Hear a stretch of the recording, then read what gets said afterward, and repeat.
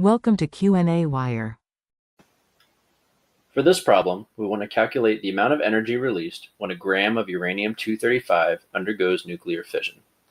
So as a brief outline, what we're going to do to do this is first determine how much mass is lost when a nucleus of uranium decays by fission, and then we'll convert that mass loss into the energy that's actually distributed through that process.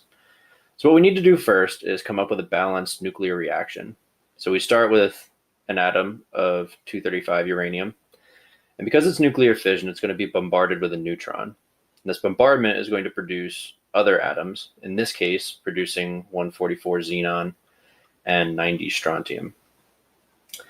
Now, the very first thing that we should do with this equation before anything else is make sure that it's balanced. And we're going to do that by accounting for the two major nuclear particles in the nucleus, the neutrons and the protons.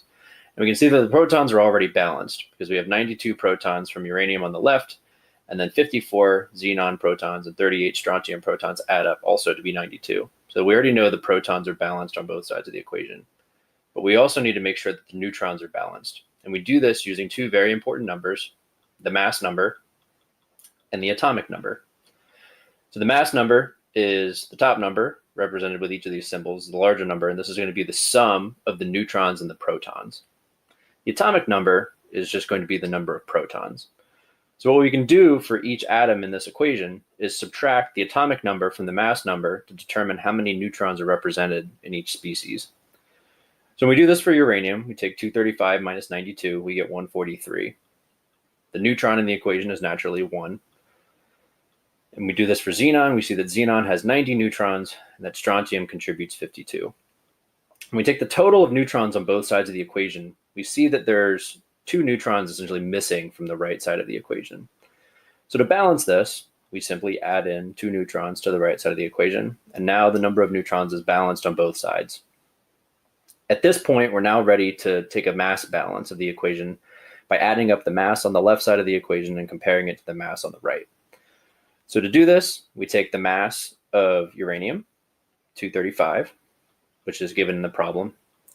We also take the mass of a neutron, which is listed at 1.00866. We add those two together to determine the mass on the left side of the equation.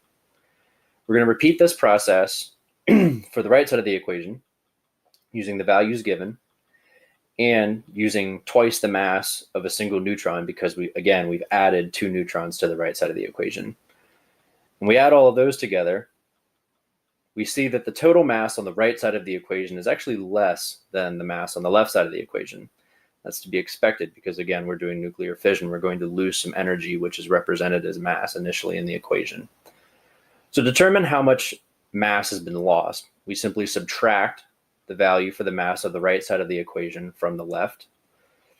What we get is 0.189124 atomic mass units. This represents the mass lost for this nuclear reaction as we have it written here. And this mass essentially represents the amount of energy that's also lost through this reaction. But we wanted to know the amount of energy lost in terms of grams of uranium. And right now we have a mass. So we need to convert this mass into an actual unit of energy. To do that, we take that same number, that 0.189124 atomic mass units, and we're going to multiply that by a conversion factor to turn it into kilograms. And when we do that, we find that the amount of mass lost as an atom of uranium undergoes nuclear fission in the equation that we had before is 3.1405 times 10 to the negative 28th kilograms. So this is the reason we want to calculate this is because we're going to operate under this classic equation E equals mc squared, where the mass lost in this nuclear fission reaction actually represents the energy released as this reaction proceeds. So we're going to take that mass that we just calculated in kilograms, which is an important step. It needs to be in kilograms for this to work. And then we're going to multiply that by the speed of light squared. In this case, we're going to be using 2.9979 times 10 to the 8th meters per second squared. And when we multiply those together, what we end up with is 2.8225 times 10 to the negative 11th kilograms meters squared per second squared. Now this unit's very important because this unit is actually the same thing as joules. So the 0.189124 atomic mass units that we calculated in the first part of the equation winds up amounting to 2.8225 times 10 to the negative 11th joules. And because of the way the equation was written, this actually represents the amount of energy released per atom of uranium-235.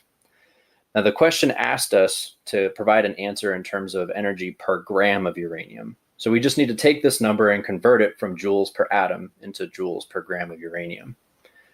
To do that, we take that number, the 2.8225 times 10 to the negative 11th joules per atom of uranium-235.